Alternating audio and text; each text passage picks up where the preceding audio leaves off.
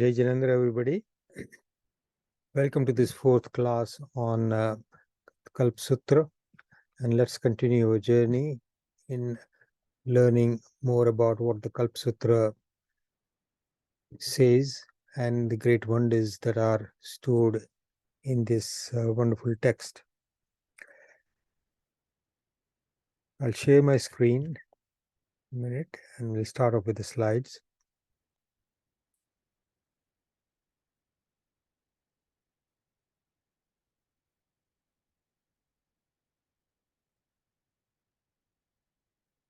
Let's start with the prayers.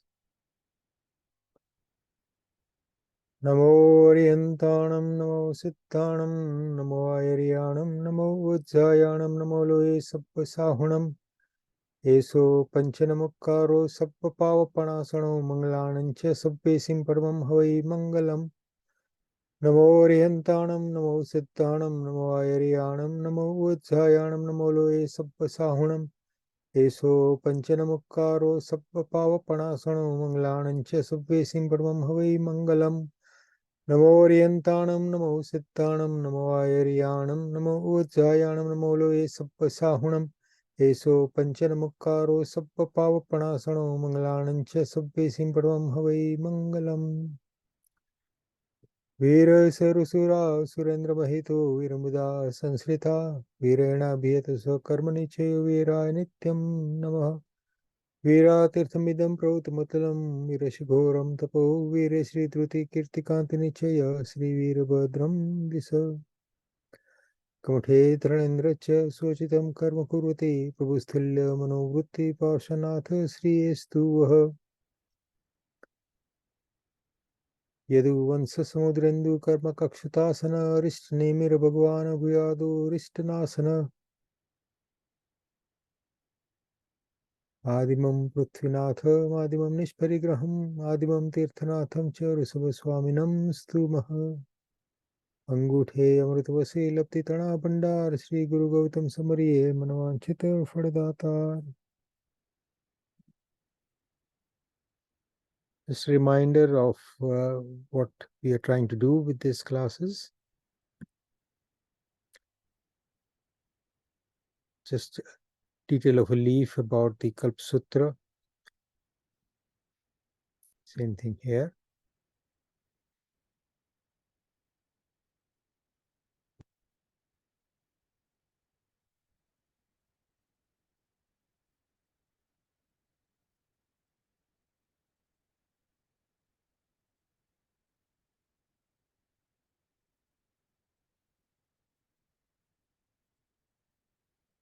Okay. We had a lot of questions last week, and some of you have raised some other questions. So I've had two questions. One that was expressed last week. Sandeep could not log on to ask his questions, and he rang me later on, and he had a question about this. So I thought it would be best if we discussed this in everybody's presence in today's class. And there's another question that has come through about, not related to this particular topic, but somebody has asked about what's the value of prayers and their effects, and we will try and cover that aspect of that question in today's class as well. But before we start with the questions, I did urge all of you to send me any questions that you might have or ask them today. Please put your cameras on if you like, or at least unmute your mics if you've got a question. Maybe if you can either send them or ask them now, then we can make a note of them and I can concentrate on answering them, because we were hoping that today we would concentrate on answering some questions. I've got some other areas to cover as well on the ongoing topic of Kalpa Sutra, but I'm perfectly happy to just answer your questions. So please go ahead. Okay, Bijal.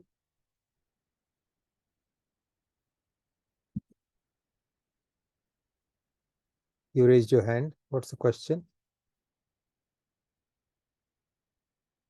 I can't hear you.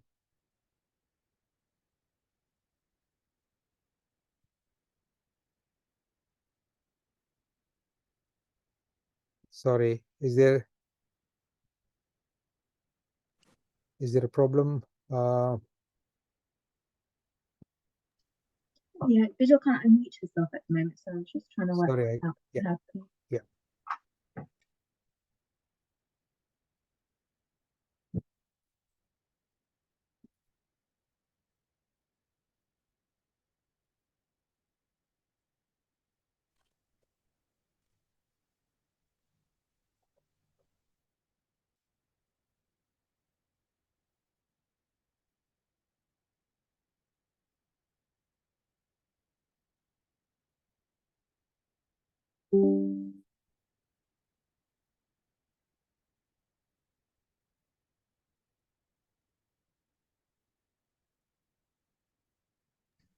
Visual's just going to log back in, so if Okay. anyone else has any other questions.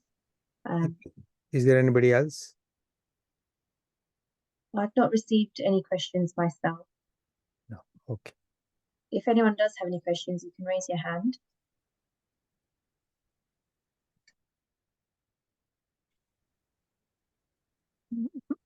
Pranam Ajitbhai. Pranam Bijal. Yeah. I wanted to ask about, so we talked about the aras last week. Yeah. And how the first ara is all like, I think it's susam, right? Suk. Mhm. And then it gradually becomes more unhappy, I guess, or unwell. Mhm. And my question was related to our karma. Now, I don't quite understand the depths of how the karma, the effect of the karma when it is played back to us. And I Mhm. wondered if it is that the order in which it kind of happens, whether in the first ara, because everything is so good and well and happy, your your your bad karmas don't play out then, and maybe they're playing out in the later aras, or is that not at all the case? Is it connected in any way? You see, karmas that we have accumulated at the time of forming a particular karma, the nature of the karma is decided.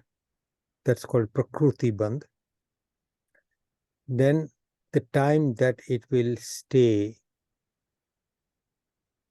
in sort of a dormant form, so Sthiti Bandh, how long it's going to stay there dormant. Ras Bandh, how severe it is, or how strong, what is the sort of the strength of that karma. Prakruti Bandh, Ras Bandh, Sthiti Bandh, and whether it is absolutely firmly attached, meaning that it is not going to be possible to modify that karma, or whether that karma is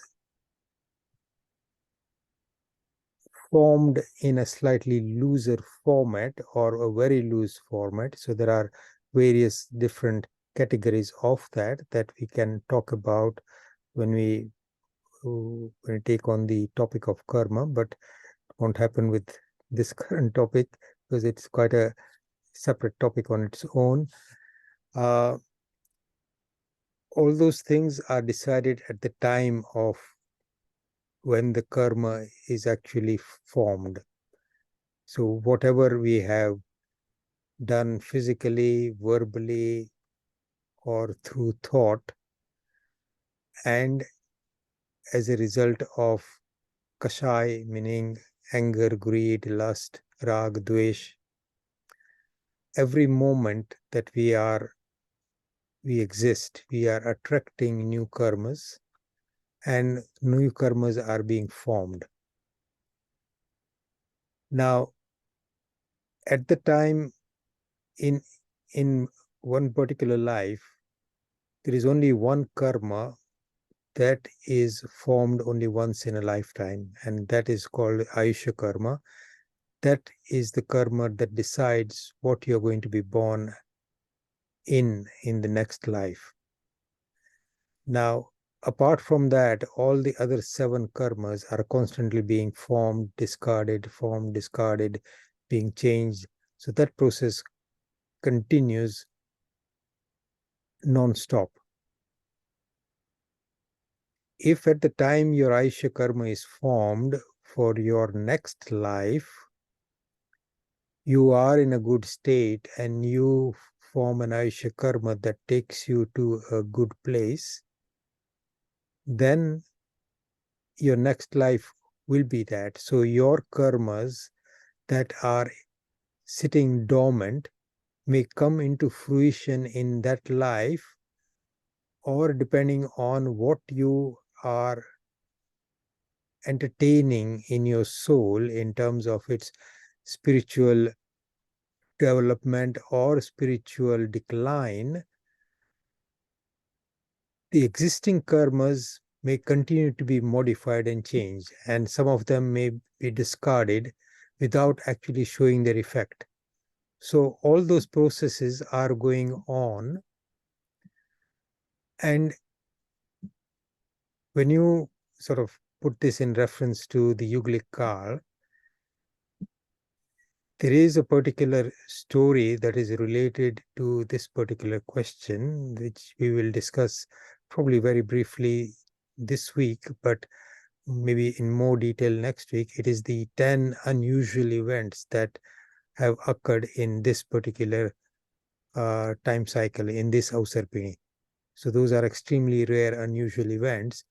And in relation to this particular question, I think that story might help illustrate an answer for that. But in brief, your dilemma is that if we have acquired bad karmas, what happens to them? If you have acquired good karmas, what happens to them? The time at which a karma comes into fruition may be several lifetimes in the future from the time that it is actually formed. So in between, there may be many, many different lifetimes where the effect of that karma is not visible at all, and it doesn't show its effect. And we know about this from Bhagwan Mahavir's life, that particular karma where he had poured molten lead in a musician's ears because he carried on playing musical instruments after Tripurusht Vasudev, who is Bhagwan Mahavir's Jeev, had gone to sleep, and the musician was so engrossed in the music that they carried on, and Tripurusht Vasudev woke up, and he was very angry and upset and says, "You really enjoy music, so let me punish you. I had instructed you to stop playing as soon as I fell asleep."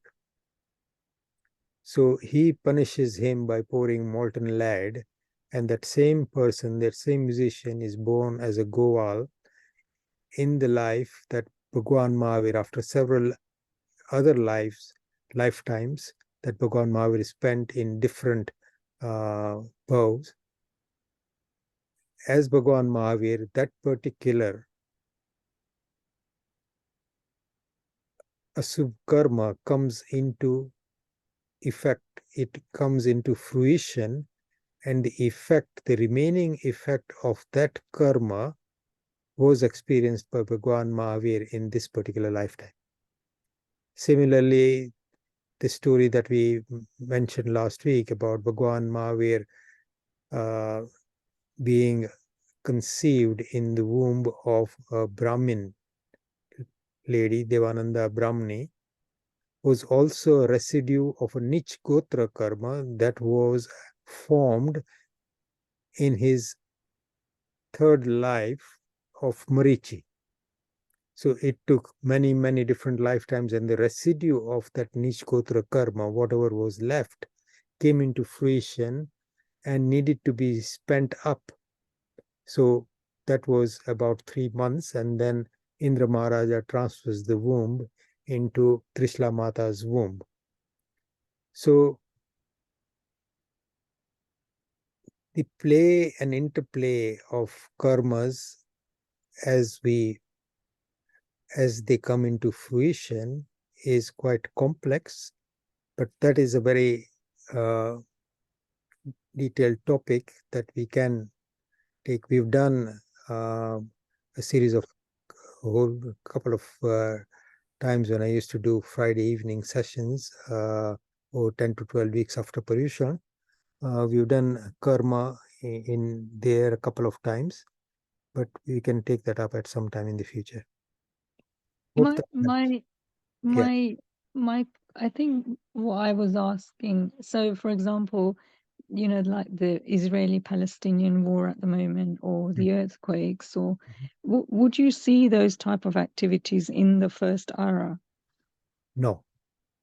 And would people's mithyatva that encourages the rag dvesh, would it be like dormant in those time cycles? Yes. Or I mean, yugliks are basically, their world is paradise. They have complete peace, happiness, no disasters, no problems, no need to earn a living. They don't even know how to farm.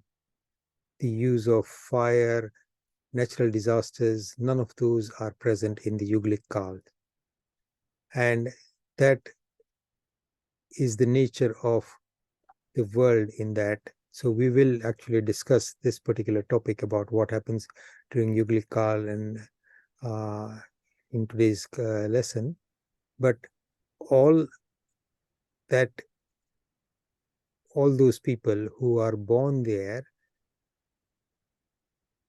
you need to have acquired a lot of punya to be able to born in Yuglik Kal, because it is like Devlok, and that all the Yuglik Manushya, Purush and Stri, after their death, when their life in that particular life finishes, almost they will all go to Devlok. So their next life is also good. But that doesn't mean that there are millions, infinite number of souls who even at that time may be in Narak. There will be infinite number of souls who even at that time are in Tiryanj, are in one of the 5 one-sensed, Ekindriya, Beindriya, Teindriya. So if one Prithvikai, Apkai, Tevkai, Vaukai, Vanaspatikai. So they are there are infinite number of lives in those. So they are experiencing pain and unhappiness. But the few who actually get born as Yugliks are experiencing happiness.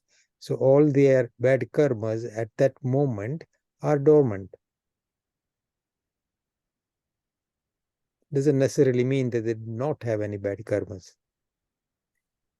And all of us have probably been Yugliks many times over. And we've gone to Devlok many times over. We've gone to Narak many times over.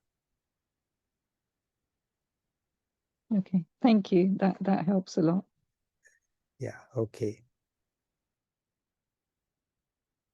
Anybody else?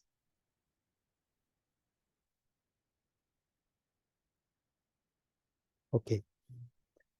Let me start with the slides again. 1 second. Can you see the slides?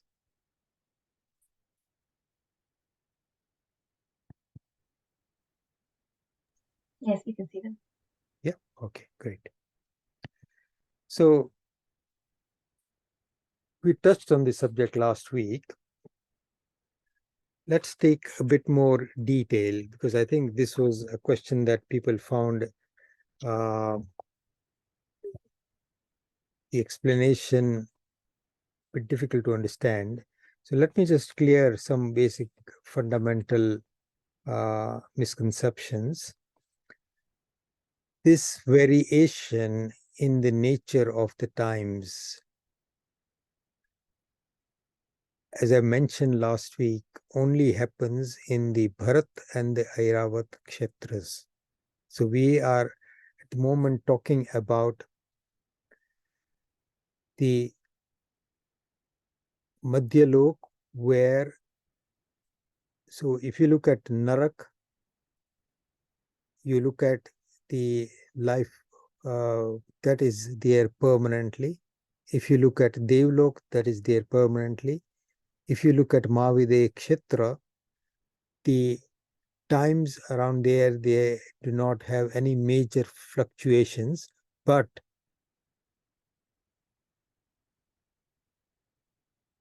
in Mahavir Kshetra, they do not have Yuglikar.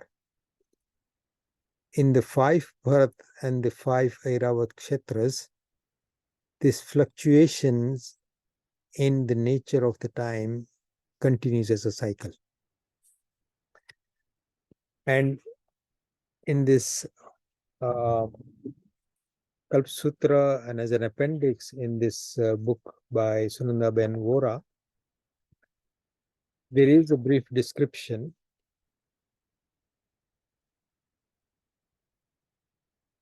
And in many ways, if you look at the nature of these times,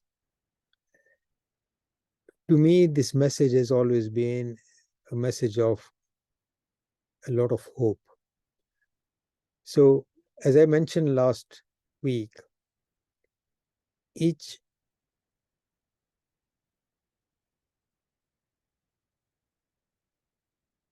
Ausarpini and each Utsarpini. Ausarpini is the descending time cycle. Utsarpini is the ascending time cycle, is 10 Koda Kodi Sagropam long. Okay. So the two combined is one Kal Chakra. So one Kal Chakra is Vis Koda Kodi Sagropam. Out of this 20 Koda Kodi Sagropam, the 9 Koda Kodi Sagropam in Utsarpini and 9 Koda Kodi Sagropam in Ausarpini, meaning the 18 Koda Kodi Sagropam period. So 4 and 3, 7 and 2, 9. Similarly, 2 and 3 and 4 in the ascending time cycle, the total time of 18 Kroda Krodi Sagropam, there is no dharma, meaning there are no Tirthankars in the Bharat and Airavat Kshetras. So there is Yuglik Kard in those times, and by nature, those times are generally happier, though in the descending time cycle, the level of happiness and the level of everything else is slowly descending. And in the ascending time cycle, things are ascending. But overall, the problems that you see are mainly in the 4th, 5th, and 6th aras in our current time cycle. And in the next one,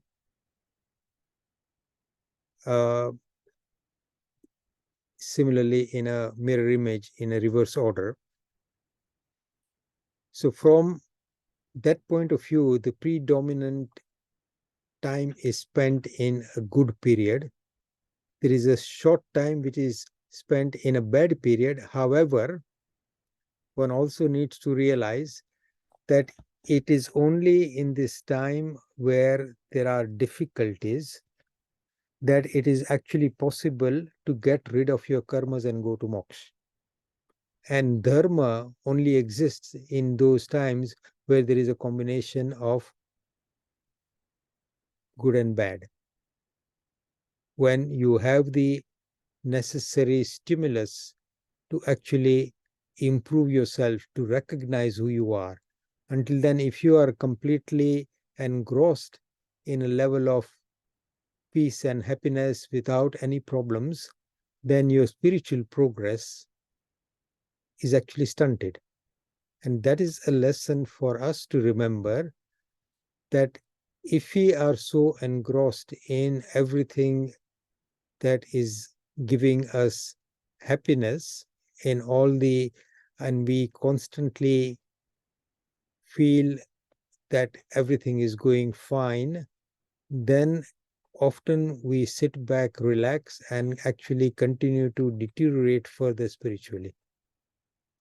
So in many ways, having some difficulties in life is actually a great stimulus for spiritual progress. So every difficulty is a lesson to be learned to improve further. Now, just something about the names of the descending time cycle. The first ara is Susham Shusham, meaning there is constant happiness and happiness. Susham means happiness. Everything is, so two words are used. Susham Shusham meaning it is completely good. There is nothing wrong there. And it is wrong in the sense that it is materially very happy, period. And its length is 4 Koda Kodi Sagropam. And it is a paradise where yugliks are born. Yugliks are a man and a woman born together of a couple, another man and a woman. They live together, enjoy the world where they don't have to do anything. Anything that they desire is given to them by the Kalpvriksh. The desires are minimal. They don't have to make any effort to continue to earn a living, because everything is provided for, and all the time is spent. All the time of their very, very long life is spent in complete peace and happiness. The couple have intercourse once in their lifetime, and as a result of that intercourse, they produce another twin boy and a girl. And a few months after, or sometime after that birth, the couple go to sleep and don't wake up. So their death is also very peaceful. And at the end of that life, they always go to Devlok, because they have spent this long lifetime without really any kasai. There's no anger, no greed, no deceit. They are very simple, contented people, not needing to make any effort to do anything else. સ્ત્રી પુરુષ પશુ યુગલ રૂપે જન્મે છે, તેમની ઈચ્છાઓ 10 પ્રકારના કલ્પવૃક્ષો પૂરી કરે છે. 3 દિવસ આહારની ઈચ્છા થાય છે. They only feel like eating once in every 3 days. કલ્પવૃક્ષના ફળ અતિ રસકસવાળા હોવાથી તુવેરના દાણા જેટલા આહારથી સંતોષ થઈ જાય છે. The amount that they need to eat is very minimal, because the food or the fruit are so nutritious that a small grain-like amount is sufficient to satisfy their hunger for several days.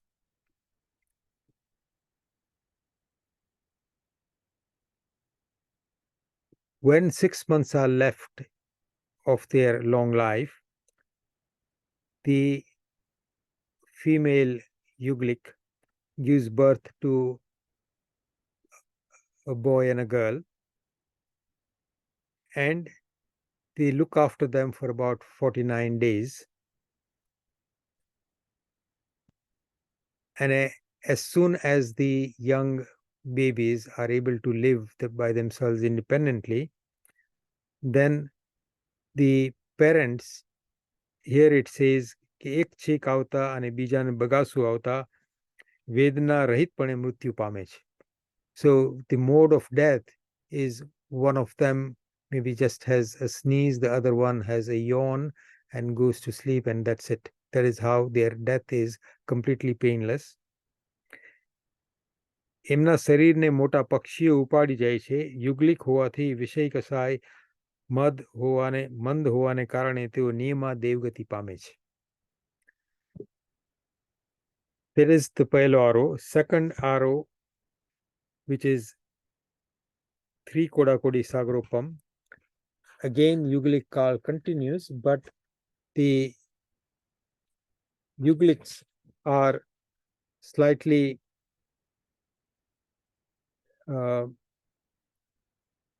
they are not as beautiful and as strong and as big as those Yuglics in the first ara. દેહ બુદ્ધિ બળ આયુષ્ય કાંતિ પૃથ્વી વગેરેના પદાર્થોના ગુણોની ઉત્તરોત્તર હાનિ થતી જાય છે. So all the materials in the world at the time continue to reduce or reduce their effectiveness, and those materials are of inferior quality. So here it says પૃથ્વી વગેરેના પદાર્થોમાં ગુણોની ઉત્તરોત્તર હાનિ થતી જાય છે. તે પ્રમાણ બેગાવ. So in the first ara, the man and woman's, their body size is extremely huge. It's described as tran gao. Here it's described as 2 gao in the second ara. Ayushya be palyopam. In the first ara, the Ayushya is tran palyopam. And there are descriptions about their nature of their bodies as well. And then in the third ara,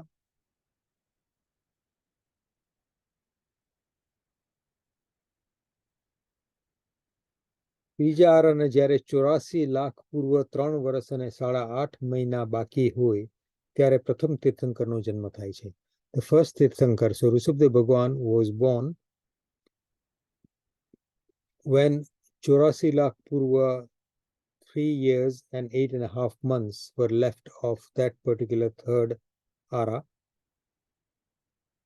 And during his lifetime, the Kalpa Vrukshas continued to deteriorate and then disappear. Everything else started reducing. And Bhagwan Rishabdev and his those people, his forefathers were called Kulkars, and they taught people how to live in this different world where there were dangers around, that they had to fend for themselves. They had to learn skills. And Rishabdev Bhagwan, if you read Trisashalaka Purush Charitra, teaches them how to look after themselves, how to farm, how to tame fire, and how to create pots out of mati, of clay, and all those basic skills of sustaining a life in a world where everything is not given to you by the Kalpvruksh. All those things were taught by Bhagwan Rishabdev and his forefathers to the people as the times were changing. And then in the stuti that we speak about, Adimam Prithvinatha. So the first king was Bhagwan Rishabdev. Adimam Prithvinatha, Madimam Nishparigraham. The first monk was Bhagwan Rishabdev. Adimam Tirthnatham cha. The person who created the first tirth, the first tirthankar, Rishabha Swaminam Stumaha. Rishabdev Bhagwanni હું સ્તુતિ કરું છું. So that is what is described. દેહ બુદ્ધિ વગેરે ઘટતા જાય છે. બાદર અગ્નિ ઉત્પત્ત થતા પ્રથમ તીર્થંકર સાધુ થતા પૂર્વે પ્રથમ રાજા બની શિલ્પ ખેતી વગેરે કળા શીખવે છે અને પછી એક ચક્રવર્તી થાય છે. So in this third ara, another Chakravarti is born. So the first great king Bharat Maharaja, who was Bhagwan Rishabhdev's son, he is also born in this third ara. And at the end of the third ara, the first Tirthankar goes to moksha. So, Nirvana happens at the end of the third ara. The fourth ara, Dusham Susham, the third ara is Susham Dusham, meaning there is a bit of sukh and a bit of dukh. The fourth ara is Dusham Susham, there is a lot more dukh and less happiness. And this fourth ara is 1 Kodakodi Sagarupam minus 42,000 years.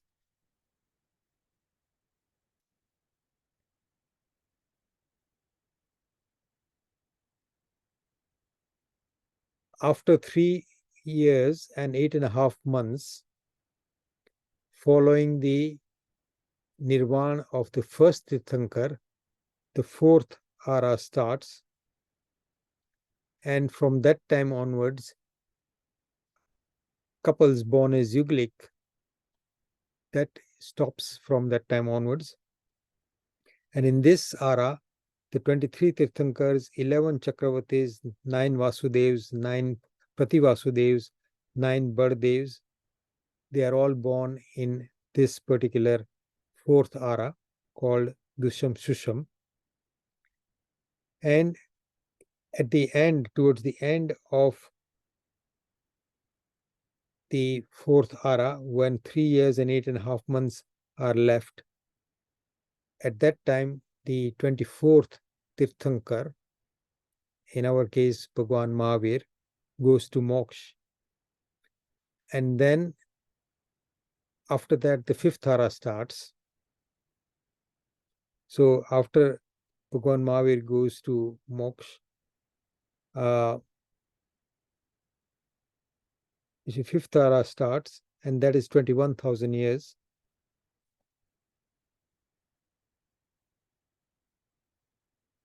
And just something to understand here, let me read this in Gujarati. આ આરો 21,000 વર્ષનો હોય છે. ચરમ તીર્થપતિનું શાસન આ આરાના અંત સુધી ચાલશે. Meaning Bhagwan Mahavir's શાસન will continue till the end of this fifth ara. So another 18,500 years or so. ધર્મની તથા સંપત્તિ, સમૃદ્ધિ આદિની ચડતી પડતી અનેક વાર થશે. So all the things that we are seeing in this ara, all the ups and downs, that is predicted. Kasayoni Visesta, so the level of over greed, anger, deceit, all those bad things is on the rise and increasing. Achar Hinta, Hin Kulwada Dharma Rasik ke Sadak Banse, Raja Bakshak Vrutina Thase, ગુણવાનોની નિંદા થશે, લોકોની મનોવૃત્તિ હલકી થશે, મિથ્યા મત મતાંતરો ફાલશે, દેવતાઓ પ્રત્યક્ષ નહીં થાય, ધાન્ય વગેરેનું સત્વ ઘટશે, પાખંડીઓની પૂજા વધશે, સંયમીઓને કષ્ટ પડશે, ઉત્સુત્ર પ્રવૃપણા વધશે, છતાં આરાધક આત્માઓ પ્રભુનું શાસન ટકાવી રાખશે. But there will still be people who will carry on with the following the right path and teaching that to others. શરૂઆતમાં દેહ 7 હાથ, આયુ 125 વર્ષ, પાંસળીઓ 16, આહાર અનિયત રહેશે, આયુષ્ય ઘટતા ઘટતા છેલ્લે 20 વર્ષ રહેશે. So at the end of this ara, the lifespan will reduce down to about 20 years. And the sixth ara is called Dusham Dusham. There is only dukh and dukh there, and there is a detailed description of the nature of that particular ara. And when that ends, the sixth ara, after 21,000 years, the next ascending time cycle starts, Utsarpini. Those 6 aras, the first ara in that cycle is 21,000 years, which will be similar to our, sixth ara. The second ara is also 21,000 years. It's also similar to our fifth ara, so our current ara. But as we are seeing decline on an incremental basis, in that ascending time cycle, there will be a slowly improving things. So we would see the reverse of what we are seeing now. So there's a brief description here. આ આરામાં ભરત ક્ષેત્રમાં 5 પ્રકારની વૃષ્ટિ થાય, જેથી ધરતીની ઉષ્ણતા વધે, દુર્ગંધ આદિ દૂર થાય. So the world actually starts getting better. Environmentally, everything begins to improve. સ્નિગ્ધતા આવે અને તેથી 24 પ્રકારના ધાન્ય ઉગે. So the amount of, so the land becomes much more fertile, and the food, the grains that are produced out of this land are much more nutritious. પૃથ્વી રસકસવાળી થાય, બિલવાસી જીવો. So in the sixth era, when people were only able to live in small sort of communes like caves, and they had very difficult lives, they actually come out because they see that the world is improving. બિલવાસી જીવો ધીરે ધીરે ફળાદિકનો આહાર કરતા થાય છે. So previously in the sixth era, they were sustaining themselves by eating fish and only meat and things like that. But now they can see fruit and grains being produced, and they begin to taste them, and slowly they begin to abandon a meat diet. તેઓ માંસાહારનો ત્યાગ કરે છે, તેઓની સદબુદ્ધિ પ્રાપ્ત થાય છે. Their thinking also changes. They become more alert and more caring of other people. અને પાંચમા આરાના જેવો વ્યવહાર અને રીત રિવાજો અપનાવે છે. ત્રીજો આરો દુષ્મ સુષમ. આ આરો 42,000 વર્ષ ન્યૂન 1 કોડાકોડી સાગરોપમ કાળવાળો છે.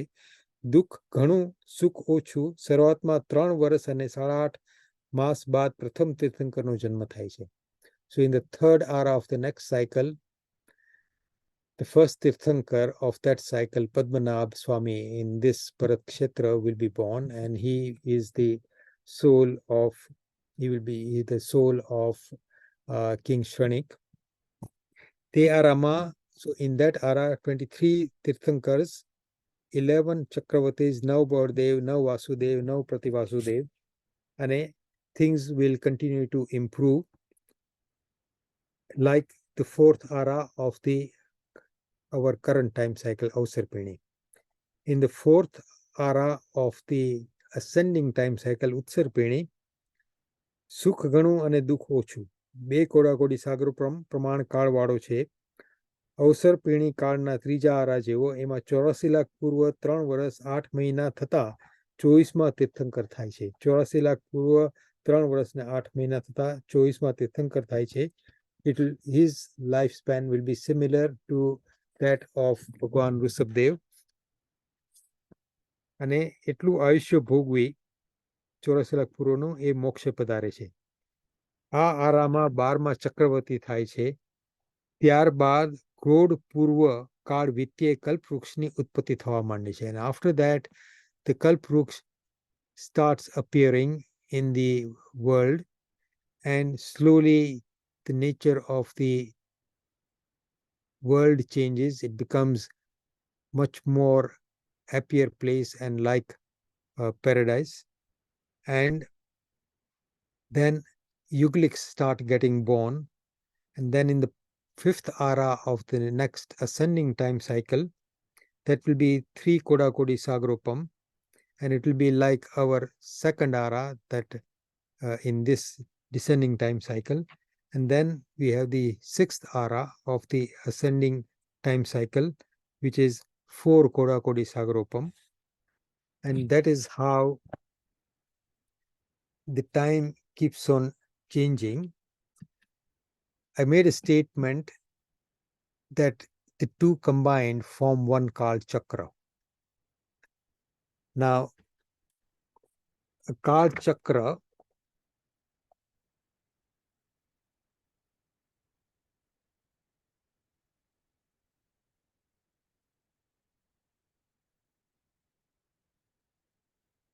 અનંતા કાળ ચક્રનું એક પૂદગલ પરાવર્તન કાળ થાય છે. Now, such Kal Chakras infinite number of those make one Pudgal Paravartan Kal. The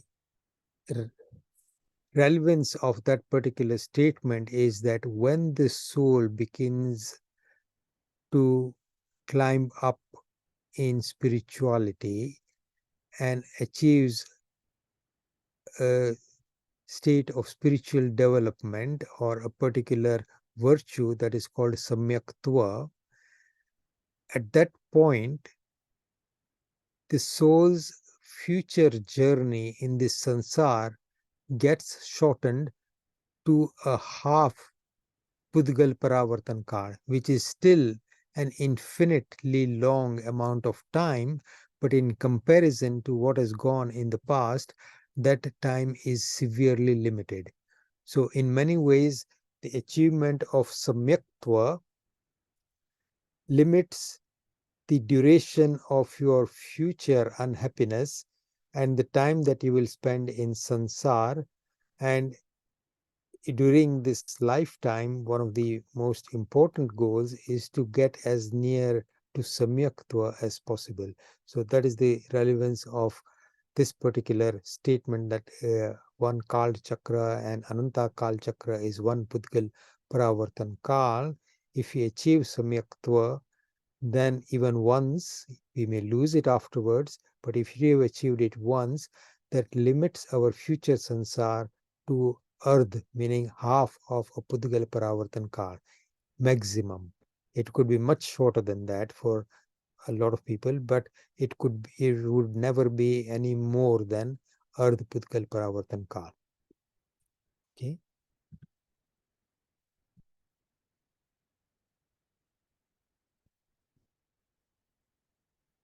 I'm sure there will be other questions that arise from what I've just said. So feel free to ask them, note them down, and we can cover them next week.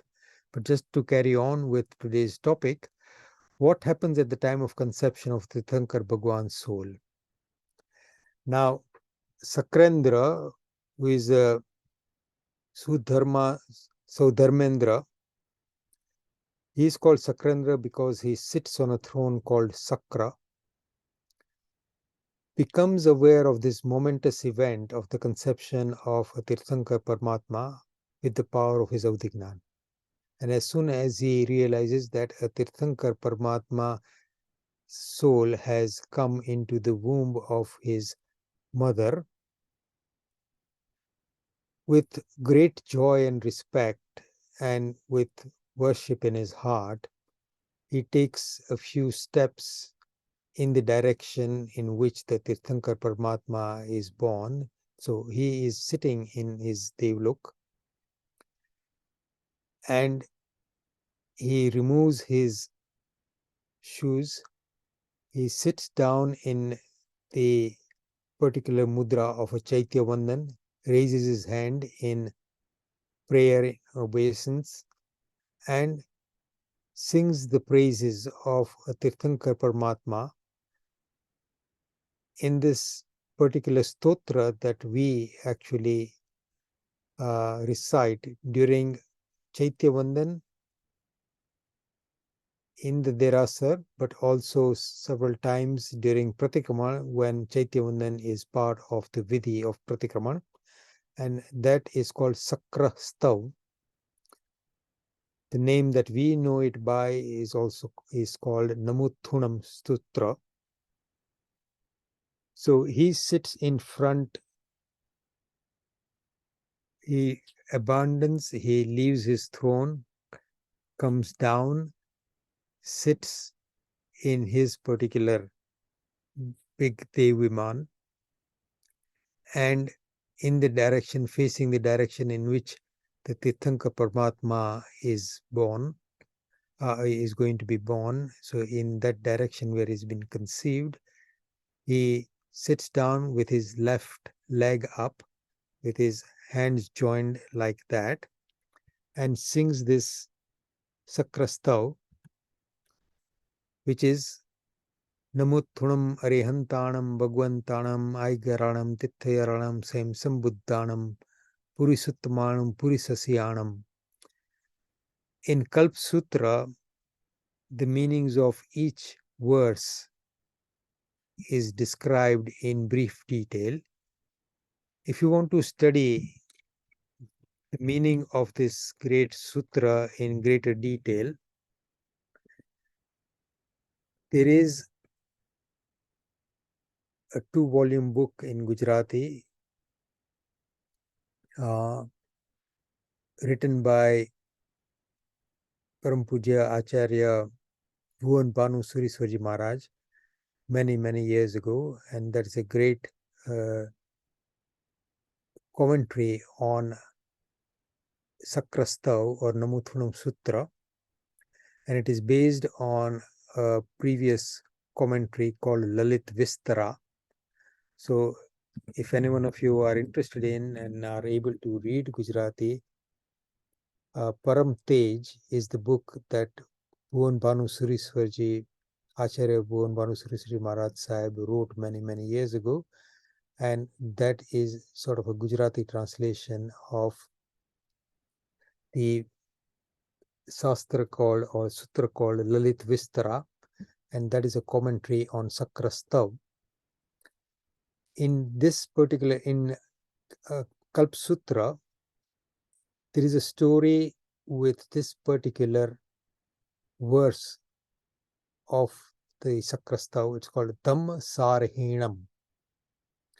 So, Dharmana Sarthi. Sarthi is the charioteer who leads our chariot of life or our boat of life. And this part describes Bhagwan Mahavir as a guide in the path of Dharma. To describe this great virtue of Tirthankar Paramatma, the story of Megh Kumar is cited in the Kalpa Sutra. And I'm sure you all know the story of Megh Kumar. But very briefly, for those of you who've forgotten, we've done this, I think, when we were doing the Bharesa Sajjai. Megh Kumar was the son of King Shrenik and one of his queens called Dharini. Once in his youth, he goes to listen to Bhagwan Mahavir give his sermon, and after listening to the great sermon, Megh Kumar becomes very detached from worldly life and he decides to become a monk. Now, he is a prince who has lived his life in complete peace and joy with no shortage of any kinds of material for enjoyment and attainment. He's married to 8 beautiful women and he's living a very peaceful and enjoyable life. But listening to Bhagwan Mahavir, he becomes very detached and he decides to become a monk. He goes home and he talks with his parents, and because he's so young and because he's got a family, the parents are trying to persuade him to give up this idea because they think that it is going to be very difficult and he may find it difficult to sustain that life or to carry on in that life. But Megh Kumar is so convinced and is completely firm. He goes back to Bhagwan Mahavir and says, I want to become a monk, and Bhagwan Mahavir initiates him. And one of the other senior Muni Bhagwans explains to him the code of conduct of a Muni. And the first day of his initiation, he spent in learning this basic code of conduct and what he needs to do. So on the same day, all the Muni Bhagwans retire to the Upashray at night, and according to the rank of how old the Muni Bhagwans have been Munis, the different Munis are given the place where they can put down their Santharo, where they can put down their basic mat to sleep on. And Megh Kumar's particular space that has been allocated to him is very near the door of this upashray. So Megh Kumar is sleeping there, but because his place is near the door, Muni Bhagwans are coming in and out of this upashray throughout the night, and more so as soon as dawn breaks early in the morning. And the Muni Bhagwans coming in and out throws some dust on whoever is sleeping in that path near the door. And sometimes, because it's not fully bright and there are lots of Muni Bhagwans moving in and out, somebody's feet touch or gently kick accidentally the Muni Bhagwan who may be sleeping there. And Megh Kumar suffers this throughout the night, and while he is lying down there, he suddenly realizes the difference between his life as a prince and what he is now experiencing on the first night of his Muni, of his first night of being a Muni. And he spends the night thinking, oh, this is really very difficult. When I was in my palace, I had a comfortable bed and I had 8 great wives who continued to look after my every need, and there was no difficulty there at all. And this life that I've experienced during the night is going to be very, very difficult, and I don't know if I'm going to be able to sustain this. And what I will do is go to Bhagwan Mahavir then in the morning and ask him to release me from these vows so I can go back to my palace. Now, this is what's going on in Megh Kumar's mind during the night. And he, as soon as he's awake in the morning and he's able to go, he goes to where Bhagwan Mahavir is. Bhagwan Mahavir obviously knows what's been going on in his mind and says, you have been thinking about giving up this great life, but you haven't really considered what you would be losing. And if you are, as a human being who has this great potential of ending all the sorrow of sansar, why are you so upset about these minor discomforts that you experience during the night, when you, in the life of a tiryanch, meaning of an animal, actually suffered much greater discomfort and pain and lost your life to save a life of a rabbit. And this is what happened in that life. So Bhagwan Mahavir then recites to him his previous life when he was an elephant and a leader of a large group of elephants. And once there was a forest fire, and he led all the elephants out of that forest into a place where the fire wouldn't affect them. And having experienced that particular fire, this elephant, who was very bright as well, thought that forest fires do occur often. So to protect us and everybody else from a future fire, let me create a space within the jungle where a fire will actually not come anywhere near. And he realizes, having observed what happens during the fire, that as long as there are vegetation and trees and everything around in the course of a fire, those will continue to feed the fire and the fire will grow and grow. So he creates a huge clearing in the forest where he makes an effort to clear everything that is likely to catch fire. So he removes all the trees, he removes all the vegetation, so that if a fire comes to the border of that particular space, then it would go no further. And after some time, there is another forest fire, and because he has created this space, all the animals rush to this space because they know that this is going to be a safe haven there.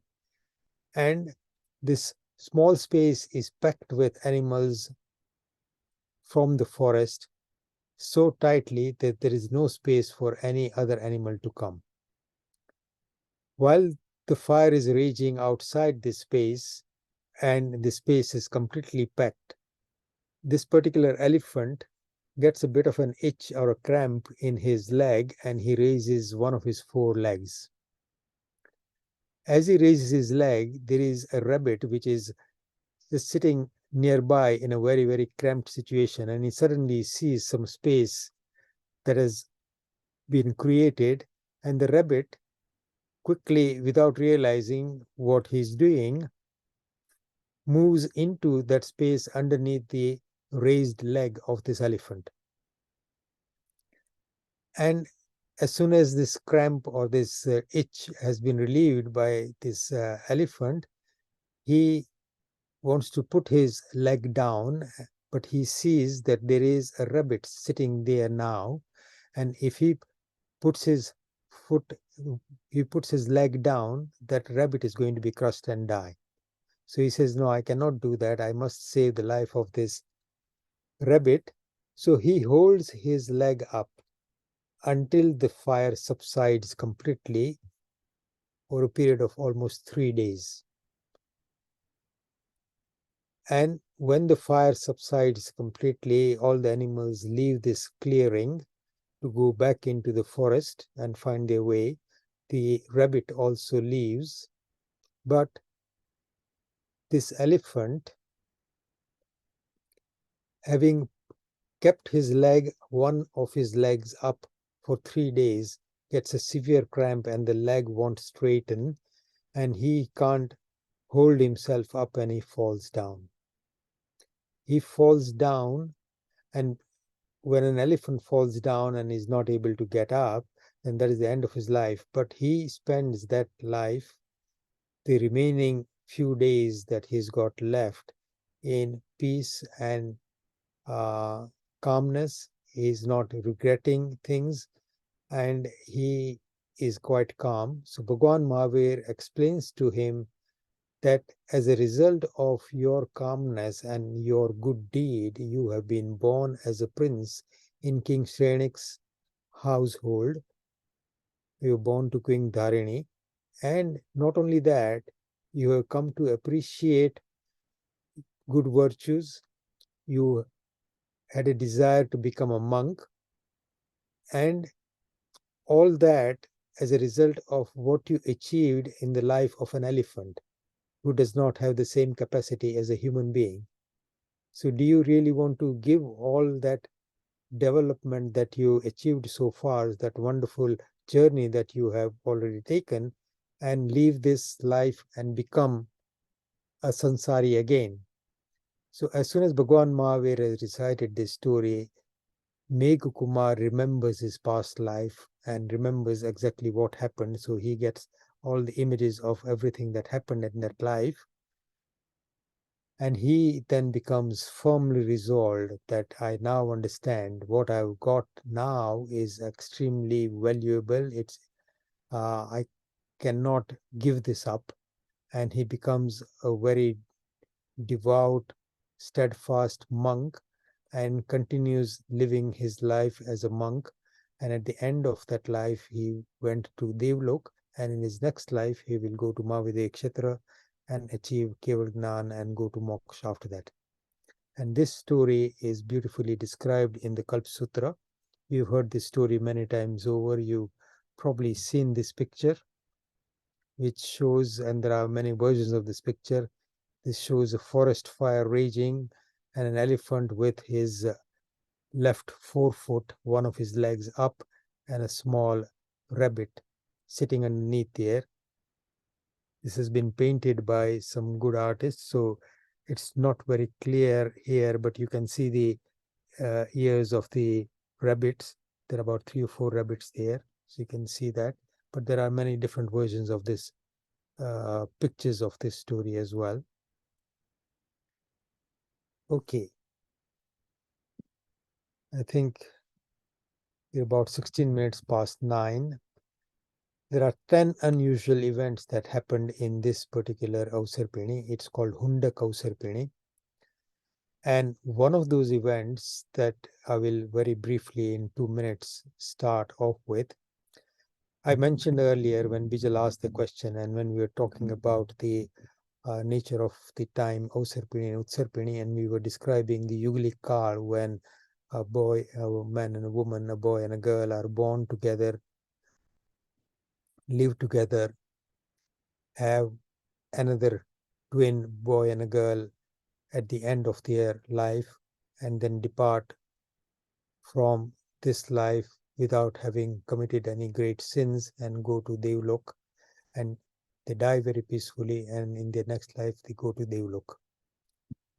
One unusual event that happened is that one Yuglik, man and woman, actually did not go to Devlok at the end of their life. They went to Narak. How that happened, it was engineered, and that is the reason why the one particular school, Harivansh school, was actually came into being. And what happened to this Yuglik couple is the story that we will talk about next time. We'll start off with that story next week. But that was one very unusual event, that a Yuglik couple would never go to Narak. They would always go to Devlok after their Yuglik life ended. But one particular Dev engineered an event for a couple because of his enmity towards this couple from a previous life, and he engineers this event to punish them. And the reason why he engineers it in this particular way is also explained in the story, which we'll start off with next week. We'll end this today here. If there are any questions, then you can quickly answer them afterwards. But let me say Kshamapana first. If I have said anything that is against the teachings of our great Paramatma, Tirthankar Paramatmas and Guru Bhagwans, I ask for forgiveness. जिन आज्ञा विरुद्ध कहीं पण बोल्યું હોય કે વાયુ વિચારાય હોય તે સવી હું મન વચન કાય કરી તસ્મિચ્છામિ દુક્કડમ. Okay, I'm going to stop sharing my slides. You can put your videos on if you like and ask any questions that you might have. Briefly, we are 21:19. If you don't mind, we can carry. Yeah, Ajitbhai, Pranam, Nilma Boluchu. I have a quick question. Just wanted to know, are Tirthankars always born in Bharat Kshetra? No. And there are 5 Bharat Kshetras, there are 5 Airavat Kshetras, there are 5 Mahavir Kshetras. Those are called Karma Bhumis. Tirthankar Paramatmas are born in any of those 15 Kshetras. In the Bharat and Airavat Kshetras, they are born only in certain times, as we've just described when describing the Aras, and other times they are not. So like we had our 24 Tirthankars, the other 4 Bharat Kshetras would have had their 24 Tirthankars, which would be different. There would be Airavat Kshetra, there would be Tirthankars in those Airavat Kshetras.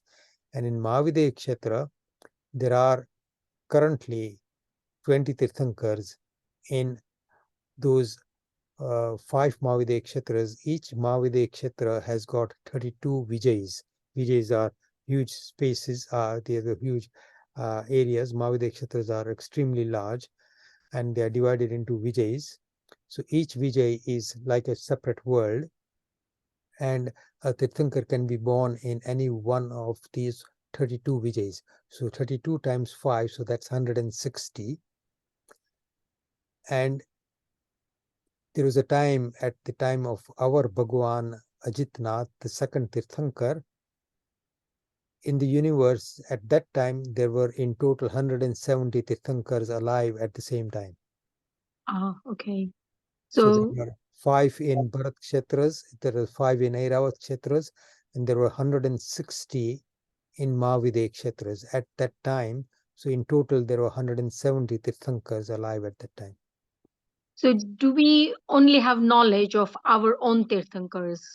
Or Normally, do we ever get to know about the other Tirthankars? we hear about them in the stories that we have. Currently, the names of the 20 Tirthankars in Mahavir Kshetra is known. We know about them. And the time that they were born, all around the time of Bhagwan Kuntunath, Harnath, around that time. And there are texts about that. But there are descriptions of Tirthankars from previous, in various different storybooks. But normally, in the common man's knowledge and recollection, the knowledge of Tirthankars in the previous Chovisi and the future Chovisi and the current Chovisi, those three Chovisis names remain current and people would know them and remember them. But beyond that, that would not generally be known by ordinary people. Obviously, Keval Jnanis would know. People with special knowledge would be able to find out. Yeah. So we only worship Tirthankars are born in Bharat Kshetra. Is that correct? Not necessarily. We also have temples dedicated to Simandar Swami, who is currently in Mahavir Kshetra. Oh, yeah. Yeah. So okay. So a Tirthankar is established a Tirth in that particular life. So there are temples. So for example, if you go to Kutch, there is a temple called Bounter Jinale.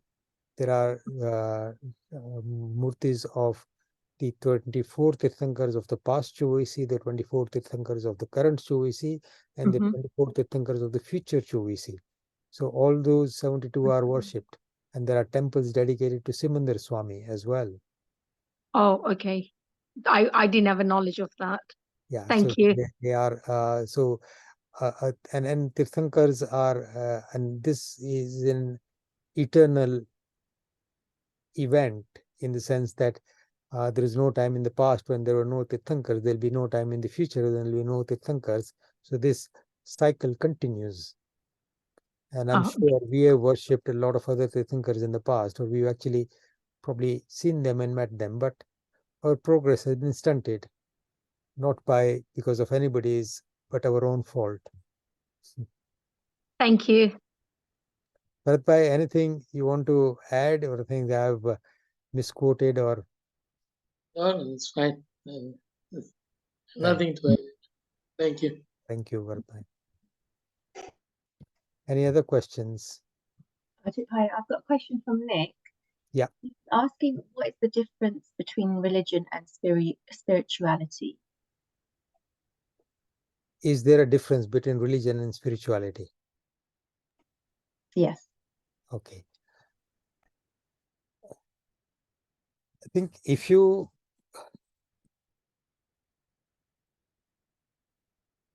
in many ways, religion is a term that describes a structured set of rules of worship and codes of conduct. But religion, the term religion, is not actually a translation of the term dharma. Dharma is the nature of our beings, and we are spiritual beings. Spirituality is the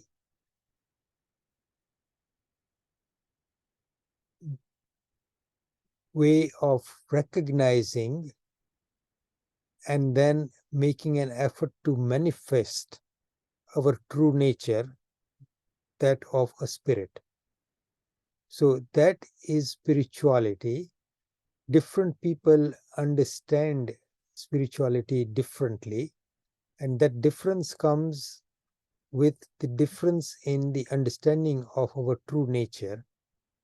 Now, Jain Dharma and Sanatan Dharma in many ways teaches us about the true nature, and that we've discussed right at the beginning of this class, the soul is permanent, the soul is the creator of its own karmas, the soul is the one who actually experiences the fruits of those karmas. That there is a state where the soul is free of karmas and is completely, eternally independent of any dependency and is completely happy and peaceful in its true state. That state is called moksha, and that there is a method of achieving that moksha. Now, that fundamental truth is the core of spirituality. That is what Atmasiddhi Sastra talks about, Srimad Rajchandra's great creation. And that is the Saktsthan of Samyaktva, the six basic principles of Samyaktva. Religion incorporates all this, or should incorporate all this.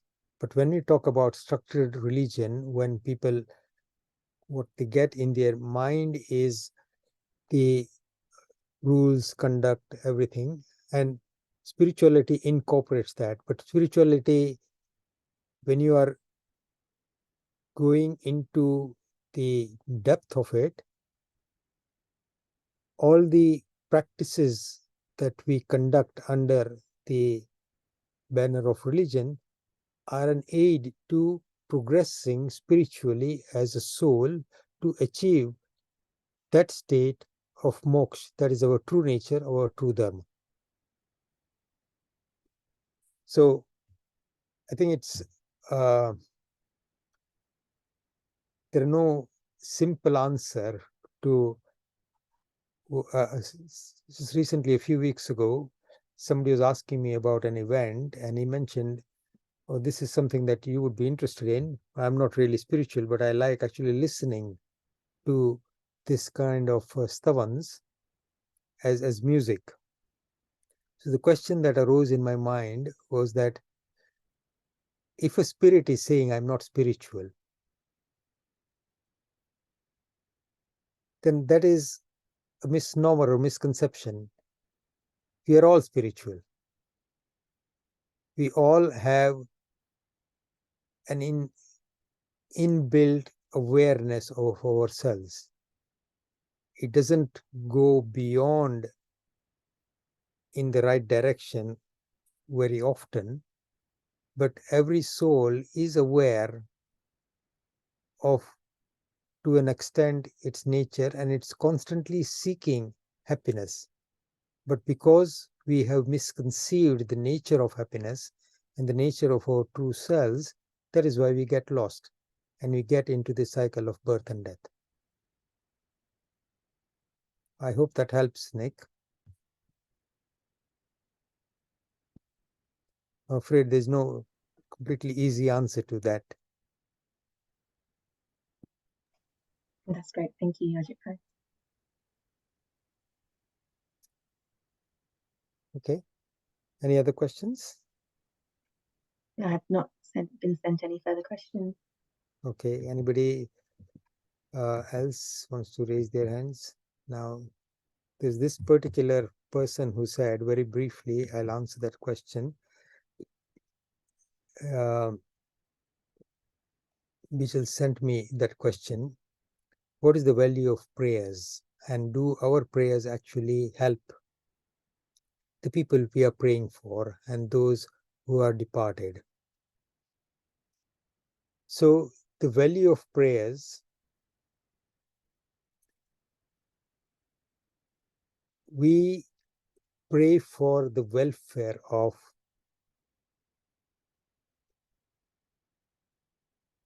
all beings. So we say, Sivamastu Sarva Jagata Parahita Nirata Bhavantu Bhutgana Dosha Prayantu Nasham Sarvatra Sukhi Bhavatu Loka.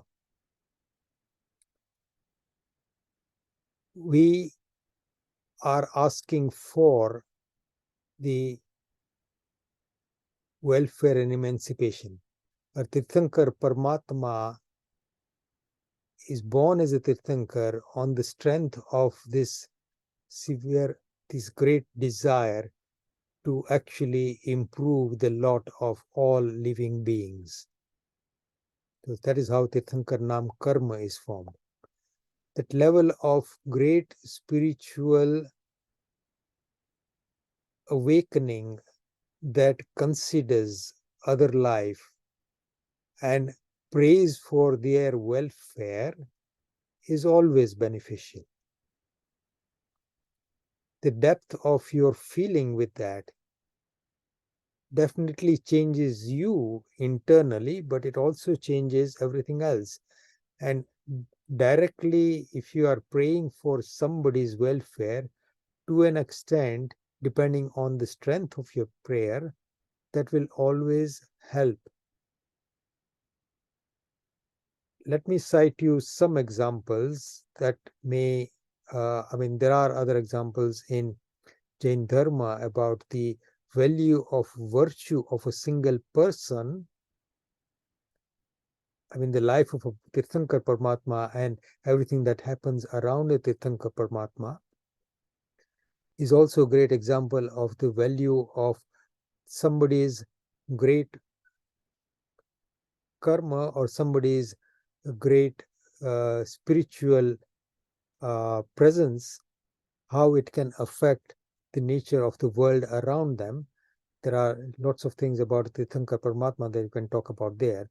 But there were some studies that I came across some time ago when somebody was looking at the value of prayers for those patients who were seriously ill in hospitals. And somebody compared the prayers that were said for those people by their friends and relatives outside in the community to pray for their well-being and for their improvement. There was a study, I don't remember the reference, but I'm aware, having read this some years ago, that there was definite evidence that people who had others praying for them did make a better recovery and an outcome. So if you got well-wishers who think good of you and who care about you, then that does affect the nature of the experience that you have through a bad time.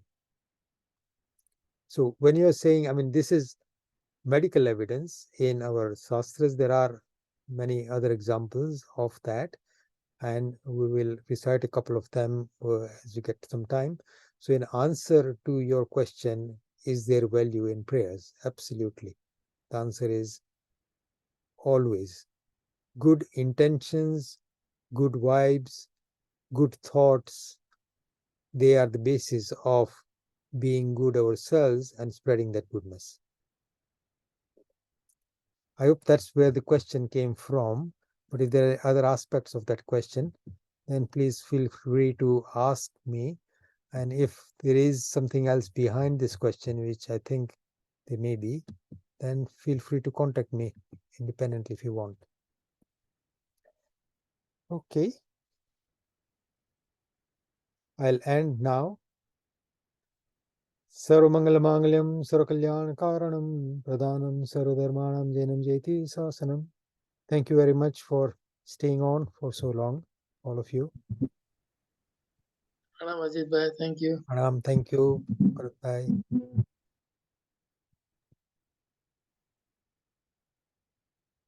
Thank you. Thank you, Ajitbhai.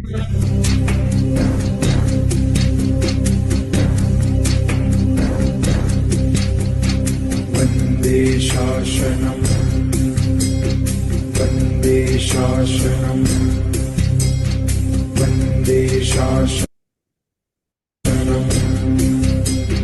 Vande Shashanam. O वीर तारू शासन मुझने प्राण थकी पण प्यारू तारा शासन काजे जीवी फिटवानी हिम्मत धारू जन्म्या में जिन शासन माही जन्म्या में जिन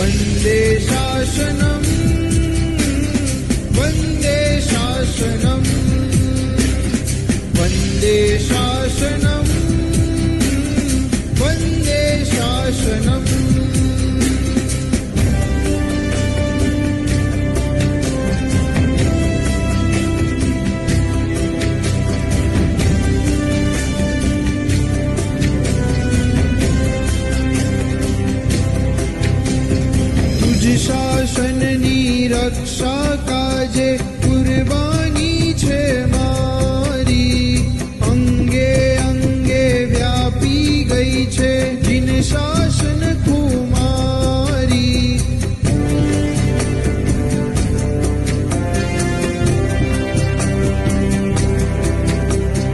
तुझ शासननी रक्षा काजे कुर्बानी छे मारी अंगे अंगे व्यापी गई छे जिन शासन कुमारी प्राण अमारू ऋण तमारू प्राण अमारू ऋण तमारू हे वीर शासन तारू वंदे